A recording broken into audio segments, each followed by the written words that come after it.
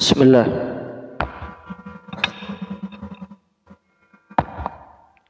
Bismillahirrahmanirrahim. Assalamualaikum warahmatullahi wabarakatuh.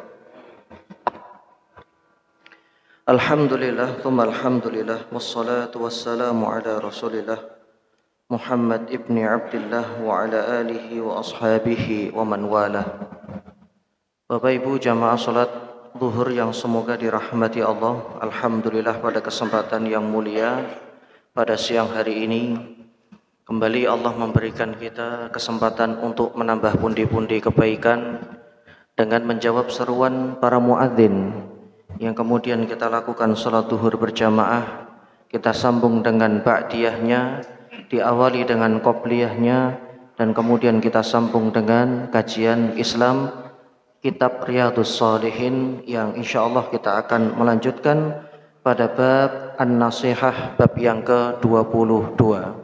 Semoga ini menjadi rangkaian kebaikan yang kita tulis dengan tinta emas di hadapan Allah.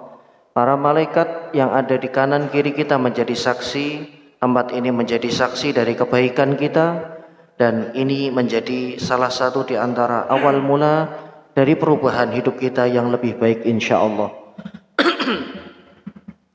Pada bab An-Nasihah, pembahasan ini ya ada pada bab An-Nasihah di dalam kitab Riyadhus Shalihin, yaitu yang terkait dengan nasihat. Yang pertama, Allah Subhanahu wa taala berfirman, wa ansahalakum, bahwa nasihat itu adalah menjadi sebuah keniscayaan dan menjadi pintu dari gerbang pembuka perubahan pada diri seseorang ketika dia mau dan mendengar nasihat yang disampaikan. Karena nasihat, tujuan dari nasihat itu adalah adanya perbaikan, sehingga kemudian kita menjadi seorang hamba yang lebih baik lagi dalam hal ubudiyah, dalam hal keyakinan, dan juga dalam hal muamalah kepada orang-orang yang ada di sekitar kita.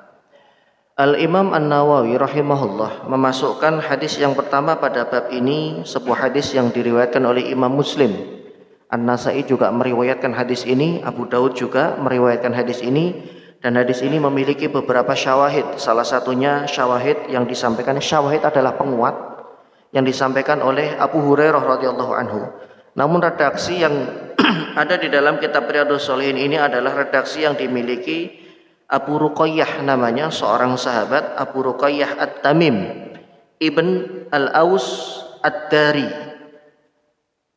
Beliau radhiyallahu anhu mengatakan bahwa Nabi sallallahu alaihi wasallam bersabda, Rasulullah mengawali kalimat ini dengan ad-dinu nasihatun. Agama itu berisi petuah dan nasihat. Jamaah yang dimuliakan Allah, adanya agama itu agar seorang umat manusia itu mengenal siapa penciptanya, siapa Rabbnya.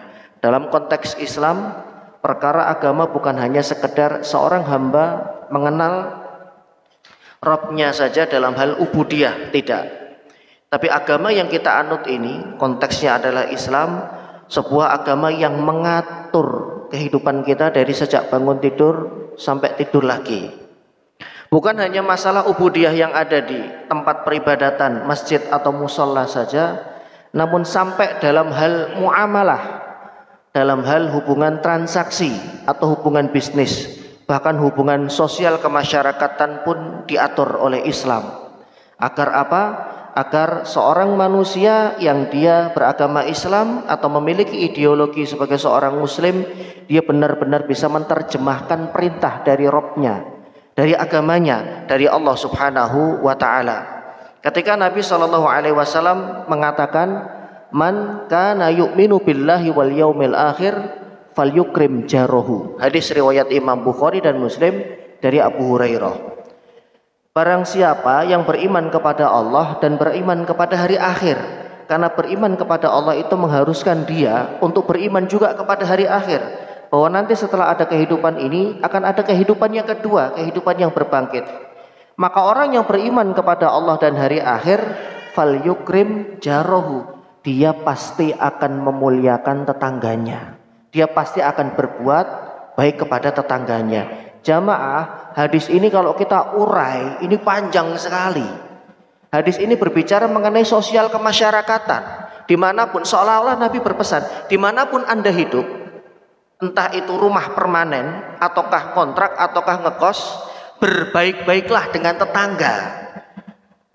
Ini kan petuah, Pak. Ini kan nasihat. Kenapa? Karena kalau ada apa-apa, mereka adalah orang yang pertama yang akan menolong dan membantu kita. Kalaulah ada tetangga yang menurut kita kurang baik akhlaknya, menurut kita kurang baik muamalahnya. Nah, di sini yang letak dari ikram al-jiron, memuliakan dan berbuat baik terhadap tetangga. Karena Al-Imam An-Nawawi mengatakan seseorang dikatakan berbuat baik kepada tetangganya tidak selalu melulu ketika dia membuat sesuatu kemudian tetangganya diberi, tidak. Beliau mengatakan itu level kedua dan level ketiga dari berbuat baik terhadap tetangga. Level yang paling tinggi, yang paling pertama ketika seseorang berbuat baik dengan tetangganya itu diterjemahkan dalam bentuk dia bisa bersabar dengan gangguan yang diberikan tetangganya pada dirinya. Ini kan berat, Pak. Bisa bersabar dari tetangga yang mohon maaf mungkin kurang baik adabnya, kurang baik akhlaknya, tapi dia bisa bersabar. Baru dikatakan oleh Imam Nawawi, nah ini bentuk berbuat baik dengan tetangga level yang paling tinggi. Karena kalau berbuat baik dalam bentuk ihsan, memberikan sesuatu, menolong sesuatu, itu semua orang bisa. Tapi kalau berbuat baik konteksnya adalah kita bersabar dari gangguan mereka, wah ini sudah beda level. Levelnya sudah level kesabaran. Karena ketika kita disakiti, kita membalasnya dengan kebaikan, bukan membalasnya dengan keburukan. Nah, konteks agama nasihat yang disampaikan oleh Nabi SAW itu cakupannya luas sekali, mencakup semua kehidupan kita. Karena apa yang kita jalani dari kehidupan ini diatur oleh agama. Agar apa? Agar kita bukan menjadi orang beragama hanya sampai level di KTP saja, tapi semua yang kita lakukan, tapi semua yang kita perbuat, muamalah kita, sosial kita, kemudian ubudiyah kita kepada Allah Subhanahu wa taala itu benar-benar merepresentasikan sebagai sebuah agama, bahwa perbuatan fulan itu adalah perbuatan yang dianjurkan oleh agamanya. Jangan kebalik kemudian kita justru menjadi oknum yang merusak agama itu sendiri karena perbuatan kita. Agama tidak pernah mengajarkan kejahatan. Agama tidak pernah mengajarkan kedoliman. Agama tidak pernah mengajarkan teror, saling ejek, saling menjatuhkan. Kalaupun ada, itu adalah case by person, bahwa pelakunya orangnya. Tapi ketika kemudian dilakukan oleh seorang muslim yang taat, pada akhirnya jamaah yang terkena imbas dari keburukan itu adalah agama. Padahal tidak ada agama yang mengajarkan keburukan kepada pemeluknya, kepada umatnya. Semua yang diajarkan agama itu baik, apalagi agama yang dibawa oleh Nabi SAW, agama yang dibawa dengan wahyu, dan agama ini adalah al-hanafiyatu al-basyariyah, sesuai dengan sifat kemanusiaan, sesuai dengan sesuatu yang lurus yang sudah dibawa seseorang itu sejak dia dilahirkan oleh Allah Subhanahu, sejak dilahirkan oleh ibunya, orang tuanya, dan dia membawa pemahaman tauhid yang lurus kepada Rabbnya Jalla Jalaluh. Kemudian baginda Nabi SAW melanjutkan sabdanya setelah beliau mengatakan agama itu adalah nasihat. Qulna, para sahabat ingin memperjelas, ya Rasul, cakupannya sejauh mana? Kalau agama itu adalah nasihat, batasannya, cakupannya, dan apa saja yang masuk dalam lini nasihat yang ada pada bingkai yang bernama agama itu? Maka dijawab oleh beliau, liman, untuk siapa? Maka beliau SAW bersabda, lillahi wali rasulihi wali a'immatil muslimina wa amatihim. Nasihat ini ditujukan nasihat kepada Allah Subhanahu wa ta'ala. Yang dimaksud dengan nasihat kepada Allah adalah bahwa kita sebagai seorang muslim berkewajiban mengingatkan saudara kita agar menambah kebaikan, agar lebih dekat kepada takwa, agar membiasakan diri dengan amalan-amalan yang sudah Allah Subhanahu wa taala janjikan pahala kebaikan padanya, dan Allah menjanjikan pengampunan dosa atas perbuatan kebaikan yang dilakukan. Salah satunya adalah mendatangi masjid untuk sholat berjamaah. Fa innahu, sesungguhnya, man yakhtu khutwatan, satu langkah yang dilangkahkan oleh seorang muslim menuju masjid untuk sholat berjamaah, illa kutiba lahu hasanah, akan ditulis bagi dia satu kebaikan. Wa khutta anhu khati'ah, dihapus satu kesalahan atau satu dosa. Wa rufi'a anhu darajah, satu tingkatan ditinggikan oleh Allah Subhanahu wa taala kedudukannya di hadapan Allah Jalla Jalaluh. Kemudian masih juga terkait dengan nasihat kepada Allah Subhanahu wa taala adalah agar seseorang itu ketika melakukan ibadah, ketika melakukan kebaikan, murnikan niatnya itu hanya kepada Allah dan untuk Allah saja. Karena Allah tidak mau menerima ibadah yang ibadah itu diniatkan karena orang lain atau untuk mendapatkan sesuatu dari orang lain. Allah tidak mau. Yang Allah inginkan kalau mengerjakan ibadah mahdhoh, ya, semacam sholat, ibadah yang waktunya sudah ditentukan, saum, lakukanlah karena Allah Subhanahu wa ta'ala. Satu saja kebaikan yang kita lakukan, nilai ikhlasnya totalitas kepada Allah, tidak ada pamrih. Bisa jadi karena sebab satu ini Allah mengampuni dan menggugurkan dosa-dosa kita. Karena ikhlas itu jamaah berat, ikhlas itu sulit sekali. Ya, sampai seorang selevel Abdullah ibnu Mas'ud. Abdullah bin Mas'ud itu pernah mengatakan, ini bukan hadis tapi ucapan seorang sahabat. Abdullah bin Mas'ud radhiyallahu anhu pernah mengucapkan, tidak ada sesuatu yang paling berat aku lakukan kecuali menyandarkan niat dari setiap kebaikan yang aku lakukan itu hanya kepada Allah saja. Siapapun yang mampu melakukan ini, maka dia telah melakukan dan mendapatkan kebaikan yang banyak sekali. Selevel sahabat Nabi, Abdullah bin Mas'ud pun berjibaku dengan niatnya setiap memulai kebaikan, setiap memulai amal soleh. Ini menunjukkan bahwa totalitas dalam apapun, ya, bahkan kita sebagai seorang karyawan, entah itu ASN, entah itu di swasta, ketika totalitas kita terhadap pekerjaan kita itu nampak, loyalitas kita terhadap pekerjaan itu nampak, maka orang-orang yang ada di sekitar kita tanpa kita perlu cerita bahwa kita totalitas dalam bekerja, mereka akan melihat jamaah. Wa qul i'malu fasayarallahu amalukum wa rasuluhu wal mu'minun. Beramallah, berbuatlah karena Allah, nanti dengan sendirinya orang-orang yang ada di sekitar kita itu akan Allah arahkan untuk melihat kita tanpa kita perlu membaik-baikan dan membagus-baguskan di hadapan mereka. Karena kalau amalan itu sudah dilakukan karena Allah, untuk Allah dan kepada Allah, maka Allah akan dengan mudah menjadikan hati orang-orang yang ada di sekitar itu ridho dengan apa yang dia lakukan dan dengan apa yang dia perbuat. Masya Allah. Salah satu di antara ibadah yang Allah Subhanahu wa ta'ala terima dan ridhoi adalah ketika ibadah itu totalitas dilakukan hanya untuk mengharap ridho dan hanya untuk mengharap wajahnya saja. Yang kedua, setelah untuk Allah, wali kitabihi, dan untuk kitabnya, yaitu Al-Quran Al-Karim. Dan kita sepakat bahwa Al-Quran seluruh isinya dari awal sampai akhir itu adalah nasihat.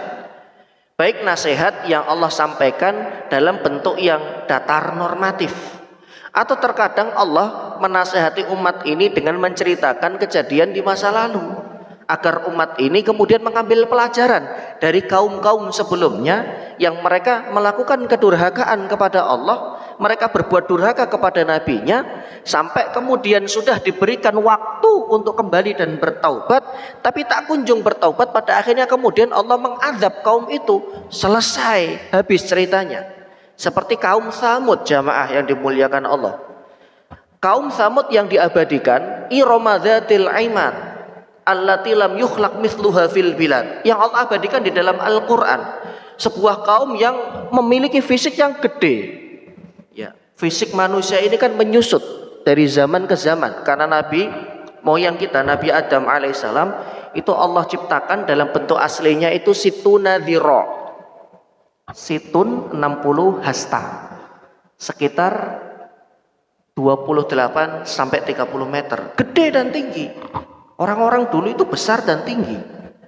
Dan pada kaum Samud dan kaum Ad itu ada pelajaran yang berharga, bahwa ternyata pada masa itu teknologi sudah berkembang pesat. Mereka membuat gunung, ada gunung kemudian mereka pahat, Pak. Itu bekas-bekasnya masih ada di negara Timur Tengah. Mereka membuat dalam bentuk tiang, itu yang tadinya gunung kemudian mereka pahat. Kemudian gunung itu mereka mereka kerok dalamnya. Kalau sekarang ya mirip kayak semacam kereta bawah tanah begitu, digali pakai alat berat. Di masa itu kan sebelum Nabi Ibrahim alaihissalam, itu teknologi manusia sudah bisa melubangi gunung dengan peralatan ya di masa itu canggih. Kemudian manusianya juga pintar.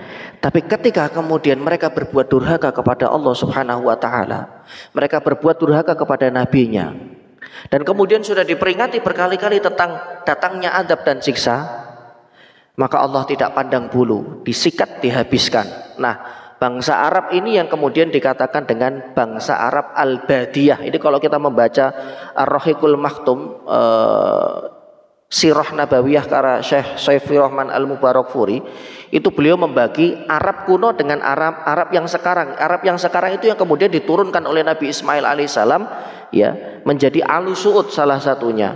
Tapi Arab yang dulu Al-Badiyah sudah punah, sudah habis. Kenapa habis? Dihukum sama Allah, dihabiskan, tidak tersisa sama sekali. Selesai cerita mereka, dan itu diabadikan oleh Allah di dalam Al-Quran. Nah, khusus untuk umat ini Allah Subhanahu wa taala mengutus seorang nabi dan rasul. Laqad ja'akum rasulun min anfusikum azizun 'alaihi ma 'anitun harisun 'alaikum bil mu'minin. Beliau itu punya sifat pengasih, cinta dengan umatnya. Beliau tidak ridho, beliau tidak era ketika umatnya kemudian melakukan perbuatan dosa dan kemudian diazab oleh Allah. Makanya ilhaq permintaan beliau dan juhud kesungguhan beliau untuk mengajak kepada umatnya agar beriman kepada Allah itu luar biasa semangatnya. Sampai ketika beliau itu diberikan oleh Allah tawaran bahwa Quraisy itu pernah meminta gunung Uhud untuk disulap jadi emas. Gunung, Pak, ya, bukan koin. Kalau koin kecil, ini gunung, betul-betul gunung. Coba jenengan sebut gunung yang gede di wilayah Jawa Tengah, Jawa Barat sampai Jawa Timur. Nah, lebih kurang gunung itu disulap jadi emas. Sebuah permintaan yang mustahil dan gak masuk akal sekali bisa terjadi. Tapi kalau Allah mau, Allah berkehendak, itu pasti terjadi. Makanya kemudian Allah utus malaikat Jibril dialog dengan Nabi Muhammad, Allah sudah mendengar keinginan kaummu dan Allah juga akan mengijabah doamu. Tapi kalau mereka tidak beriman setelah Uhud ini diubah menjadi emas, fa inni u'adzibuhu adzaban la u'adzibuhu ahadan. Maka Allah akan menyiksa mereka dengan satu hukuman yang belum pernah ditimpakan pada umat manusia sebelum generasi kamu. Taruhannya itu, jamaah, kamu iakan ucapan mereka dan keinginan mereka. Uhud disulap oleh Allah jadi emas, betul-betul emas, bukan mas-masan 124 karat 100% emas. Tapi kalau mereka nggak mau beriman, hukumannya adalah mereka akan disiksa dengan satu siksa yang belum pernah ditimpakan kepada umat sebelum beliau. Jadi ini betul-betul luar biasa dahsyat siksanya. Tapi Rasulullah sudah tahu jawabannya, bahwa mereka itu hanya ingin ngetes beliau saja. Mereka belum tentu akan beriman ketika Uhud itu disulap menjadi emas. Akhirnya Nabi lebih memilih, ya sudah ya Rabb, enggak usah dikabulkan keinginan mereka dan doa beliau, tapi harga yang harus dibayar adalah beliau didustakan, beliau dianggap pembohong, beliau dianggap pendusta, dan semua label kejelekan itu disematkan kepada beliau sallallahu alaihi wasallam. Tujuannya biar saya saja, seolah-olah beliau mengatakan biar saya yang mendapatkan efek dari celaan mereka, tapi mereka tidak disiksa oleh Allah sampai habis, sampai turunan anak cucunya. Karena boleh jadi hari ini mereka nggak mau beriman, tapi nanti generasi mereka akan beriman kepada Allah Subhanahu wa taala. Nabi itu mikirnya panjang, nggak mikir sesaat emosi, sikat-sikat ya Rob. Makanya ini adalah diantara doa yang Allah berikan kepada beliau. Setiap nabi itu punya doa mustajab. Dalam hadis riwayat Imam Muslim, likulli nabiyyin da'watun mustajabah. Setiap nabi itu dibekali doa yang mustajab. Semua nabi, 25 nabi dan nabi-nabi lain yang tidak disebutkan oleh Quran yang jumlahnya 125.000 lebih. Dalam hadis riwayat Imam Ahmad di dalam kitab Mustadnya itu disebutkan jumlah nabi dan rasul itu banyak, lebih dari 100.000. Fata'ajjala kullu nabiyyin da'watahu. Sayangnya masing-masing nabi itu terlalu tergesa-gesa menggunakan fasilitas doanya. Sehingga kita temukan ada seorang nabi yang kemudian berdoa kepada Allah agar umatnya disiksa. Selesai sudah, habis umat itu. Fasilitas itu dipergunakan oleh beliau. Kemudian ada laki-laki yang lain yang ingin ya umatnya itu mendapatkan hukuman dari Allah Subhanahu wa taala. Cuman Rasulullah saja yang menyimpan doa-doa ini. Beliau bisa dan beliau mampu berdoa untuk kehancuran umatnya, tapi tidak beliau lakukan. Makanya beliau melanjutkan sabdanya, fata'ajjala kullu nabiyyin da'watahu. Setiap nabi itu masing-masing tergesa-gesa mempergunakan fasilitas doa yang mustajab ini. Wa ana, kata beliau, ikhtaba'tu da'wati. Sedangkan aku simpan doaku. Tidak semua keinginan beliau di dunia itu beliau mintakan sama Allah khususnya untuk umat beliau. Doa ini disimpan oleh beliau syafa'atan li ummati, yang nanti dijadikan sebagai modal Nabi untuk memberikan syafaat pada yaumil kiamah kepada umatnya. Makanya syafaat yang paling banyak itu adalah syafaatnya Rasulullah Shallallahu Alaihi Wasallam di antara nabi-nabi yang lain. Kemudian hadis ini memiliki kelanjutan, wahia nailatun insyaallah. Syafaat ini akan didapatkan oleh setiap umatku, man mata min ummati walam yusyriku billahi syai'a, yaitu mereka yang menjadi golongan umatku wafat dalam keadaan tidak pernah menyekutukan Allah dengan sesuatu apapun, pasti mereka dapat syafaat dari Nabi Shallallahu Alaihi Wasallam. Tapi syaratnya kita jaga akidah kita jaga tauhid kita agar kita tidak menyekutukan Allah Subhanahu wa taala. Dalam riwayat lain, masih juga riwayat Imam Muslim, beliau bersabda, syafaati li ahlil kabairi min ummati. Syafaatku itu diprioritaskan untuk umatku yang melakukan dosa besar. Nabi itu enggak khawatir sama orang-orang baiknya umat beliau. Umat beliau yang baik, yang solihin, yang menjauhi dosa-dosa besar, itu beliau nggak khawatir sama mereka. Karena insya Allah dengan amal mereka, ya dengan kebaikan yang mereka lakukan, itu sudah cukup membawa mereka kepada jannah, kepada surga. Tapi kan ada juga umat beliau yang lemah iman, yang mereka sholat iya, gaple juga iya, sholat iya, teler juga iya, sholat iya, melakukan dosa besar juga iya. Nah, kepada mereka inilah yang kemudian oleh Allah Subhanahu wa taala mendapatkan keputusan, dia meninggal belum bertaubat. Kan fa'ilu murtakibil kabair, pelaku dosa besar, itu kan tidak dikafirkan oleh ahlu sunnah, tidak dianggap keluar dari Islam. Hum tahta masyiatillah, mereka nanti di hari kiamat itu di bawah kehendak Allah. Kalau Allah berkehendak, Allah akan ampuni, dosanya dikurangi, hukumannya akan dikurangi. Tapi kalau Allah berkehendak, mereka akan disiksa sesuai dengan kadar dosa yang pernah dia lakukan. Lakinna lam yukhallid finnar, tapi mereka tidak kekal di neraka. Beda dengan paham Khawarij yang mereka mengatakan fa'ilul kabair yukhriju anil millah, pelaku dosa besar dimurtadkan, dianggap keluar dari agama. Ya, selama dia meyakini bahwa itu dosa, dia tidak meyakini bahwa dosa ini adalah halal untuknya, Pak ya. Kalau sudah halal untuknya lain, dia bilang minuman keras itu halal buat saya. Hati-hati, ucapan ini berbahaya. Ucapan ini akan menusuk jantung pertahanan akidah. Tapi dia melakukan itu karena lemahnya iman. Karena mungkin ikut-ikutan. Ya, sebetulnya saya tahu ini salah. Gimana miras kok? Siapa yang bilang miras itu halal, miras itu haram? Tapi saya nggak kuasa untuk menolak ajakan teman-teman saya. Dia masih meyakini bahwa miras ini haram, tapi nggak kuasa. Nah, mereka ini akan dihukum oleh Allah sesuai dengan kadarnya nanti di yaumil qiyamah. Tugas Nabi adalah memberikan syafaat kepada mereka. Selama mereka tidak menyekutukan Allah Subhanahu wa taala selama hidup, maka mereka akan berhak mendapatkan syafaat dari beliau sallallahu alaihi wasallam. Hadis riwayat Imam Muslim dari Abdullah bin Mas'udin radhiyallahu anhu. Jamaah yang dimuliakan Allah, nasihat ini ditujukan untuk kitab Allah dan untuk Rasulnya, wali a'immatil muslimin, dan para pemimpin kaum muslimin. Artinya mereka adalah orang-orang yang diberikan amanah untuk mengemban, untuk mengayomi masyarakat. Maka selama pemimpin kita memerintahkan kita kepada kebaikan, bukan maksiat, tapi kebaikan, ada maslahat diniyah dan duniawiyah, kebaikan untuk din, agama, kebaikan untuk dunia, maka wajib bagi kita hukumnya untuk taat.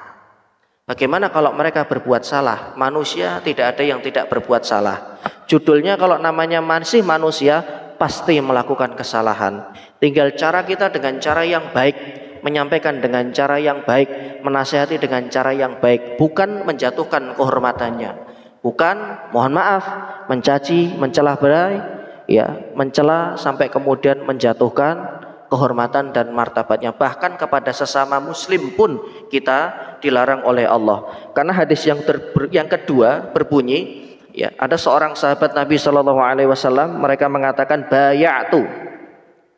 Dari Jarir bin Abdullah radhiyallahu anhu, beliau mengatakan bayatu Rasulullah, aku sumpah setia kepada Nabi. Untuk apa? Yang pertama, iqamis shalah, mendirikan salat. Yang kedua, itaiz zakah, menunaikan zakat. Yang ketiga, wan nushi likulli muslimin, menasehati setiap muslim. Hadis riwayat Imam Al-Bukhari dan juga Imam Muslim. Jadi ajaran Islam dulu pada saat fase awal pertama itu simple. Yang pertama adalah salat, kemudian zakat, ya, dikuatkan oleh riwayat yang lainnya ada puasa, ada haji, dan yang berikutnya yang juga menjadi kewajiban itu adalah menasehati sesama muslim. Seperti apa menasehatinya? Al-Imam An-Nawawi rahimahullah dan beberapa ulama yang lain, mereka mengatakan nasihatilah saudaramu itu di keheningan. Maksudnya jangan di tempat yang ramai. Siapapun yang menasihati saudaranya dengan kerahasiaan tanpa aibnya itu diumbar, sesungguhnya dia sedang memperbaikinya, sedang menasihatinya. Tapi jika nasihat itu disampaikan di depan khalayak, maka Anda bukan menasihatinya, tapi Anda menghancurkannya dan mempermalukannya. Jamaah yang dimuliakan Allah, nasihat itu tidak mesti diterima oleh orang yang diberi nasihat.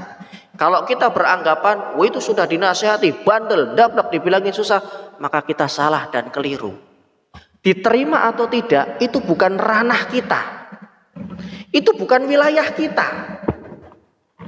Diterima atau tidak, itu urusan hidayah. Dan hidayah itu hak mutlaknya Allah subhanahu wa ta'ala. Janganlah ketika nasihat yang kita sampaikan itu kemudian tidak diterima, di belakang beliau kita jatuhkan kehormatannya, kita cela beliau, kita katakan ini itu dan yang lain. Rasulullah tidak pernah melakukan hal itu.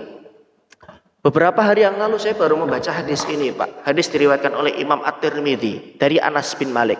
Kita tahu Anas bin Malik itu adalah khotimnya Nabi, pelayannya Nabi. Ini nempel terus dengan Nabi, kemana-mana Nabi selalu ada Anas bin Malik.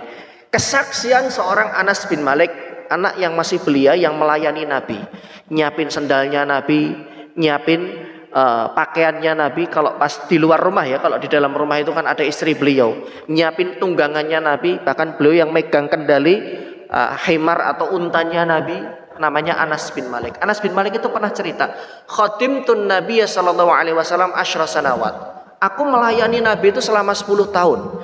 Dan selama 10 tahun itu aku tidak pernah dibentak oleh beliau. Ketika aku melakukan sesuatu, beliau nggak pernah bertanya, ngapain kamu melakukan itu?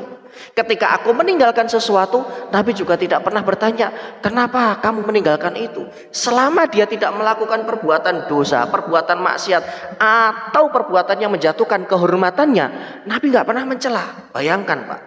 Itu kesaksian seorang Anas bin Malik yang menyertai Nabi. Artinya, kalaupun Anas melakukan kesalahan, Rasulullah adalah orang yang pertama yang akan menegurnya dengan cara yang baik, dengan cara yang bijak. Karena siapapun yang menasihati saudaranya dengan cara yang baik dan dengan cara yang bijak, maka dia sedang memperbaikinya. Nggak usah jauh-jauh, kita pun jika ditegur, kita pun jika dinasihati dengan cara diteriakin, dipermalukan di hadapan forum, misalkan dalam forum RT atau forum RW. Ini kan yang sering terjadi, ini kan dalam forum seperti ini ya, rumah kehidupan bertetangga, kehidupan rukun warga. Maka kita pun juga tidak akan berkenan ketika ditegur dengan cara yang tidak baik.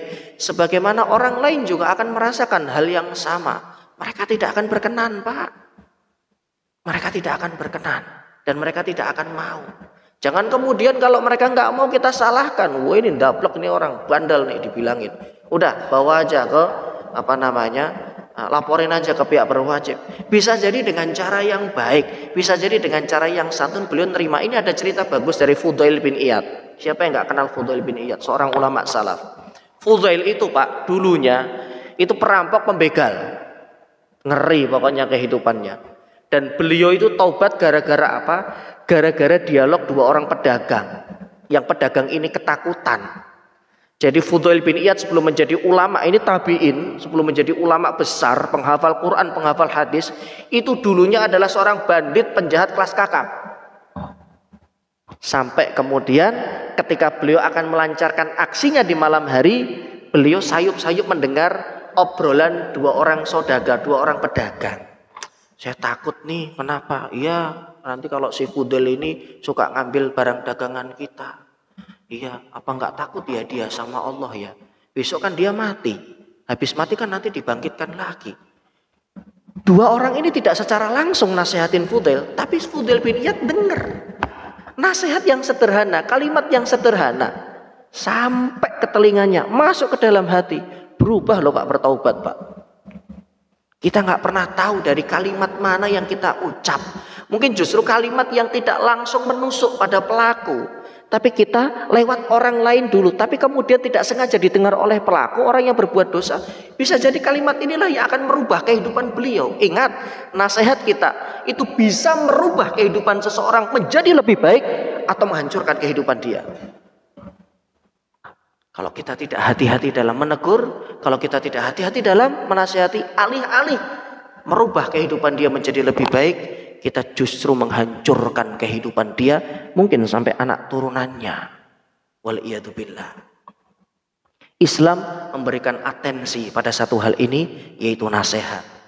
Maka kepada saudaraku yang beriman semuanya, ya, mari kita junjung tinggi sama-sama kehidupan saling menghormati, kehidupan saling menghargai, ya, dan kita tidak bermudah-mudah dalam menjatuhkan kehormatan saudara kita. Apalagi kita kupas tuntas kehormatannya, semua aibnya yang ada di rumah dikeluarkan semua. Mohon maaf, yang nggak ada sangkut pautnya, istrinya, anak-anaknya. Ini bukan sikap seorang Muslim. Karena di dalam riwayat lain, riwayat At-Tirmidzi, Nabi bersabda, seorang Muslim itu bukan seorang yang mencaci maki, bukan seorang yang menghina, bukan seorang yang menjatuhkan harga diri seorang Muslim atau saudara Muslimnya yang lain. Dia adalah orang yang santun dalam berucap, dalam berbuat.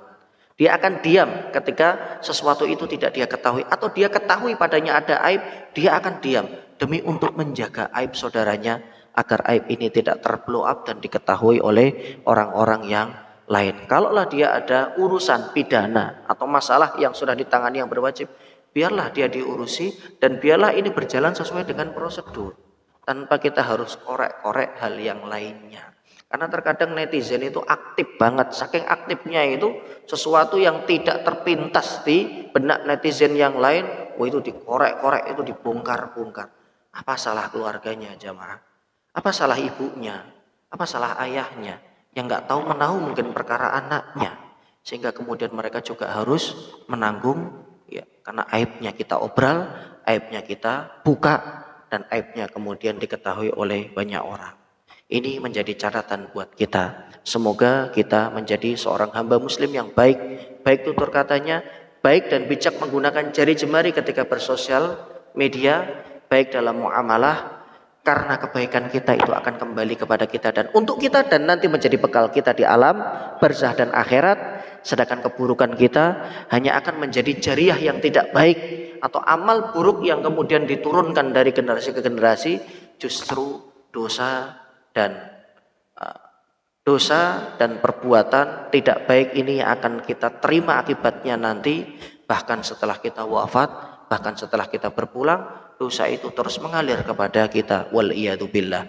Sedikit ini semoga bermanfaat. Subhanaka Allahumma wa bihamdika asyhadu an la ilaha illa anta astaghfiruka wa atubu ilaik. Billahi taufiq wal hidayah. Wassalamu alaikum warahmatullahi wabarakatuh.